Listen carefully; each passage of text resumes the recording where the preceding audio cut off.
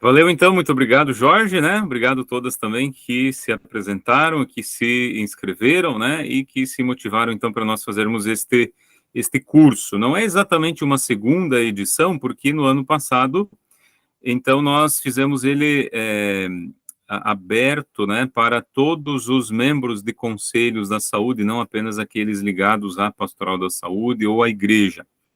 E esse ano, então, quando nós, no fim ainda do ano passado, né, conversamos sobre a capacitação feita lá, nós pensamos, né, que deveríamos também centrar forças nesse momento, né, em ajudar os nossos agentes de pastoral, né, seja aqueles que estão em conselho, aqueles que estiveram, ou aqueles que, porventura, então, poderão estar, né, porque participando da pastoral da saúde, da caminhada da igreja, a gente sempre pode estar, né, sendo aí chamado a exercer também essa missão, então, de conselheiro de saúde, né, nos diversos níveis, né, nas diversas, ou local, ou municipal, ou mesmo estadual, como a Cida, né, que está aqui, é a nossa representante, então, no Conselho Estadual de Saúde. Então, esse curso desse ano, né, tem esse foco mais voltado para os agentes de pastoral da saúde. Como eu já dizia também, os nossos grupos, então, eles foram divididos, né, por uma questão, pelo grande número, né, que nós tínhamos de inscritos. Dividimos pensando numa questão geográfica, né, para, de repente, até uma questão que nós vamos conversar depois, quem sabe, se não, né, no final desse nosso caminhar, mas num futuro, né, quem sabe até pensarmos em alguma coisa presencial, né, porque a gente sabe que o virtual, ele faz a gente chegar mais longe, mas o presencial, ele faz a gente experimentar mais profundamente, né? Tem uma experiência mais intensa, né? Também dos encontros, das formações e das capacitações. Então, a proposta veio, né, para ser virtual, a gente vai segui-la, mas no final a gente vai conversar sobre alguma possibilidade, então, de como que podemos pensar, né, para um futuro, em algum momento também, alguma coisa presencial. Então, por isso, essa nossa separação um pouco por dioceses próximas, né? Vocês devem ter percebido aqui, a grande maioria está, né, nessa região mais litorânea de Santa Catarina, um pouco mais do centro para o litoral, então. Como o nosso curso, né, ele tem, então, ele é parte, né, da nossa missão de agentes da Pastoral da Saúde, na definição de Pastoral da Saúde, ou na estrutura da Pastoral da Saúde, nós temos um conjunto, né, de ações, de atividades, né, ligadas a essa dimensão que a gente chama, então, de político institucional, controle social, sistema de saúde. Nós precisamos ter, então, clareza sobre também esses fundamentos, né? Por que nós abordamos isso, né, na pastoral da saúde, ou por que isso faz parte da nossa missão, da nossa atuação de agentes de pastoral. Então, uma primeira introdução que a gente vai fazer, né, é dizer desses fundamentos, e talvez começando com aquele que é mais profundo ainda, né? Que é o que nós somos chamados a ser. Nós somos vocacionados, né? Vocacionados. O trabalho na área da saúde, em qualquer que seja a sua área, ele é uma vocação, uma missão, né? É algo maior do que nós, né? E na dimensão da fé, a gente entende que é o próprio Deus que nos chama para esse trabalho. E nós estamos exatamente no ano vocacional aqui no Brasil. Por isso, para a gente iniciar, eu vou projetar aqui e nós vamos. Deixa eu ver se vai. Isso, foi a tela certa. Oração do terceiro ano vocacional. Isso, exatamente. Então, para que não haja a interferência, né, também do som, que não haja muito eco, eu faço a oração e todos vocês, então, acompanham ela também em silêncio ali, pensando, né, nas palavras que estão colocadas nessa oração. Em nome do Pai, do Filho e do Espírito Santo. Amém. Senhor Jesus, enviado do Pai e ungido do Espírito Santo, que fazeis os corações arderem e os pés se colocarem a caminho, ajudai-nos a discernir a graça do vosso chamado e a urgência da missão. Continuai a encantar famílias, crianças, adolescentes, jovens e adultos, para que sejam capazes de sonhar e se entregar com generosidade e vigor a serviço do reino, em vossa igreja e no mundo. Despertai as novas gerações para a vocação aos ministérios leigos, ao matrimônio, à vida consagrada e aos ministérios ordenados. Maria, mãe, mestra e discípula missionária, ensinai-nos a ouvir o evangelho da vocação e a responder com alegria. Amém. Glória ao Pai, ao Filho e ao Espírito Santo, como era no princípio, agora e sempre. Amém. Em nome do Pai, do Filho e do Espírito Santo. Amém. A partir, então, né, dessa consciência e dessa clareza de que nós somos vocacionados, né, chamados por Deus para essa missão, então, né, urgente, até como a própria oração fala, nesse mundo, né, da saúde e, ao mesmo tempo, também no mundo da política, nós precisamos, então, compreender, né, bem ali, de onde que parte, de onde que brota, né, esse nosso chamado, né, essa nossa vocação. Então, aqui, né, nós temos uma apresentação do curso, que está sendo possível visualizar, né?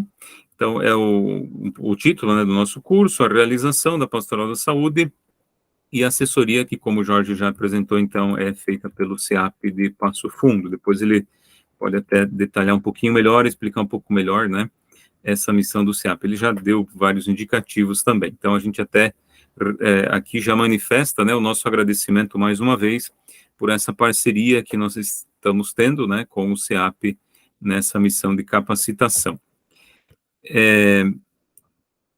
Então, aqui uma introdução, né, de onde parte essa nossa missão? Então, da consciência, né, que somos discípulos missionários e que quando Jesus chama, né, os seus discípulos para seguir, ele chama para anunciar o evangelho a todas as vocações. Então, todo discípulo, aquele que segue Jesus, é sempre um missionário, tem sempre alguma coisa para compartilhar, né, para realizar, para fazer, para anunciar.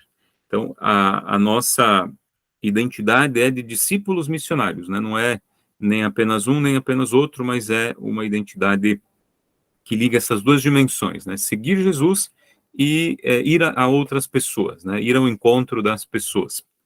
Por isso, a evangelização, ela sempre tem uma dimensão social, né, evangelizar é tornar o reino de Deus presente no mundo.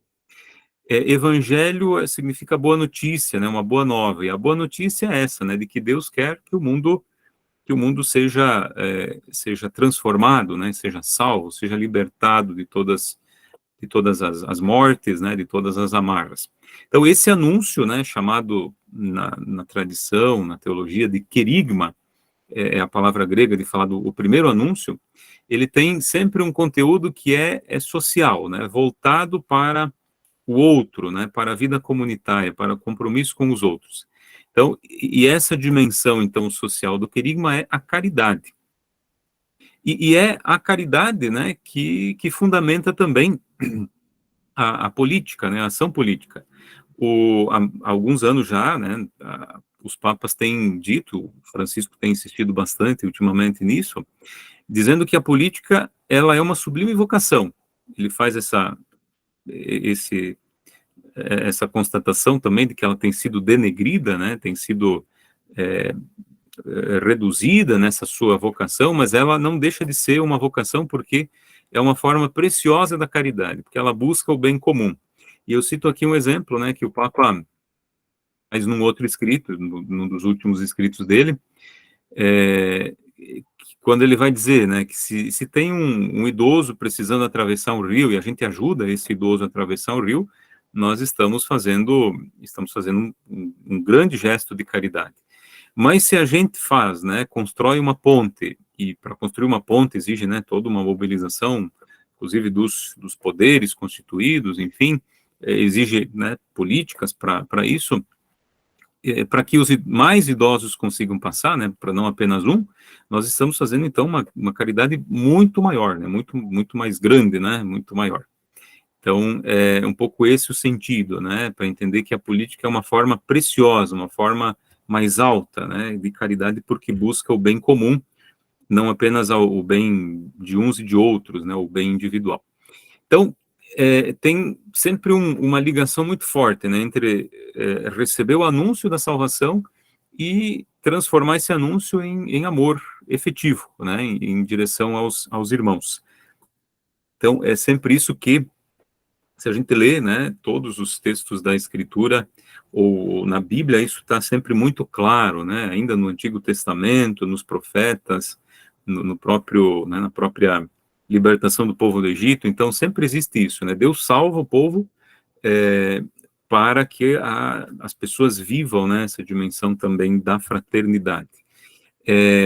A palavra de Deus ensina que no irmão está o prolongamento permanente da encarnação. Jesus é o Filho de Deus, se fez um de nós, se fez carne, e na pessoa ele continua se fazendo, né, como se ele continuasse vindo ao nosso encontro. Então, palavras dele, né, lá no Evangelho de Mateus, aquilo que a gente chama de obras de misericórdia, que são, inclusive, o critério, né, do juízo final.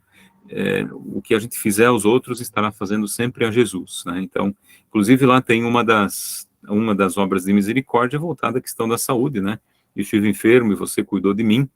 E aí, claro, a gente traz aqui também, né, na dimensão solidária, é um gesto muito bom a gente visitar um doente, cuidar, é um gesto também muito precioso, né, a gente ajudar as pessoas a cuidar da sua saúde, a se prevenir, e tem uma preciosidade, né, quem sabe talvez até maior, justamente estarmos nos conselhos de saúde lutando para que essas políticas, esses cuidados de saúde cheguem a um maior número de pessoas de maneira constante, né, de maneira consistente, permanente também.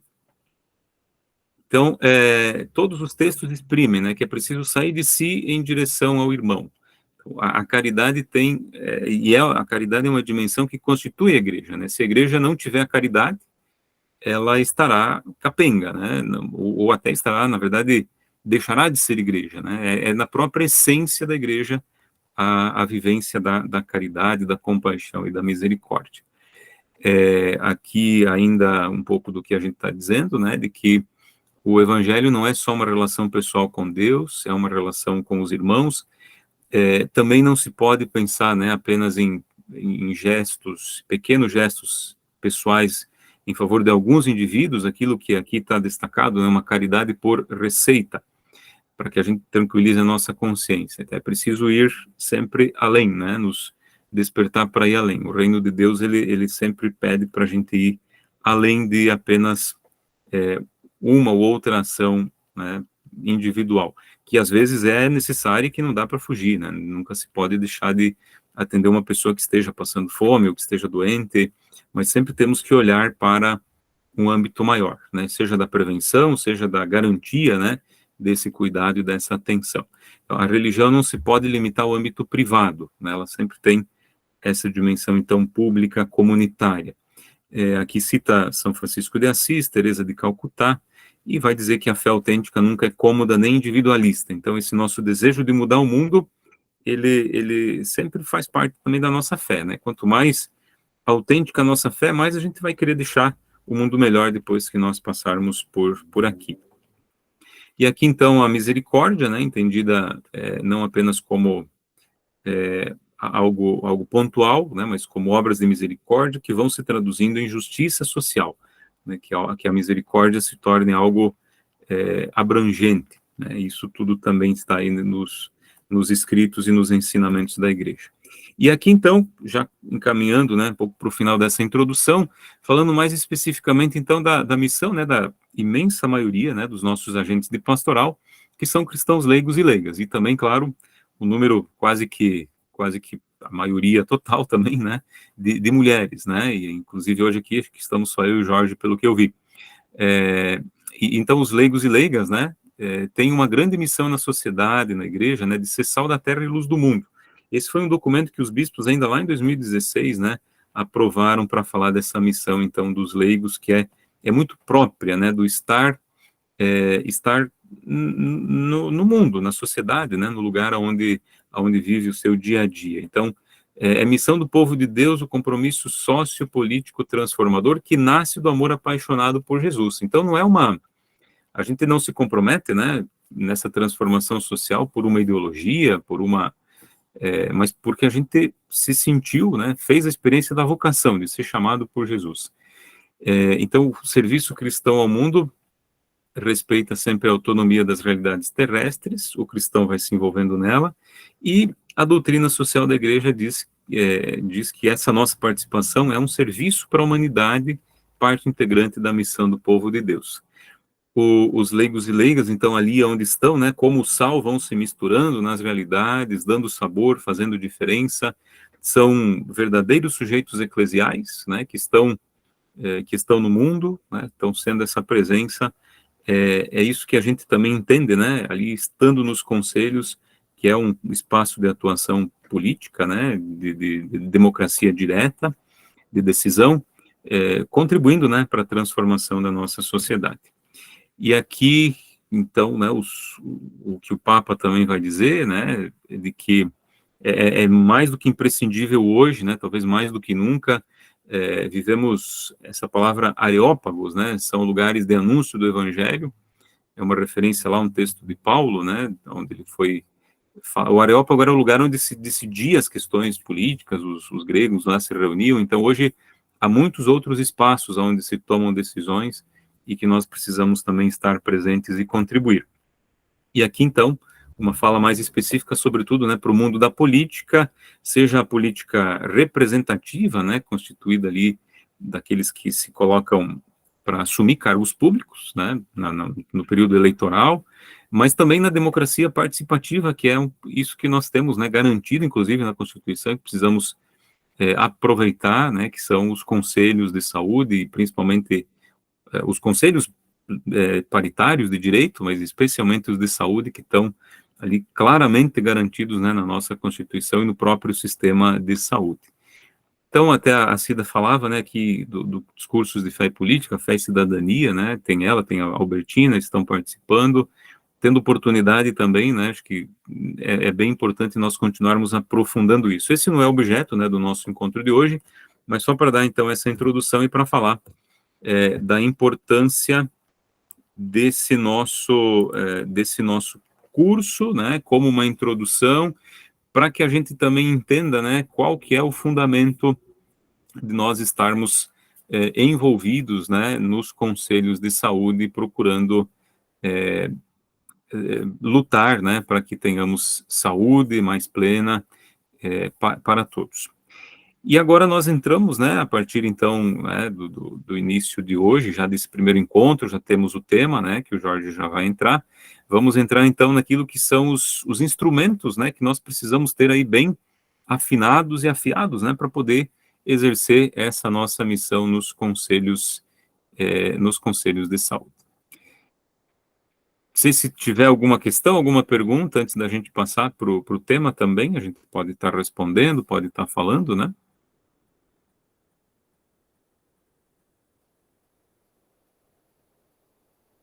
Também pode deixar no chat, pode deixar lá no nosso grupo de WhatsApp. E também no final, caso alguém queira também, na hora que o Jorge abrir para as falas e contribuições, né, no final podem também estar contribuindo. Passo a palavra para o Jorge, então, para nós podermos aproveitar aí a noite de hoje, né, como o primeiro tema desse nosso encontro.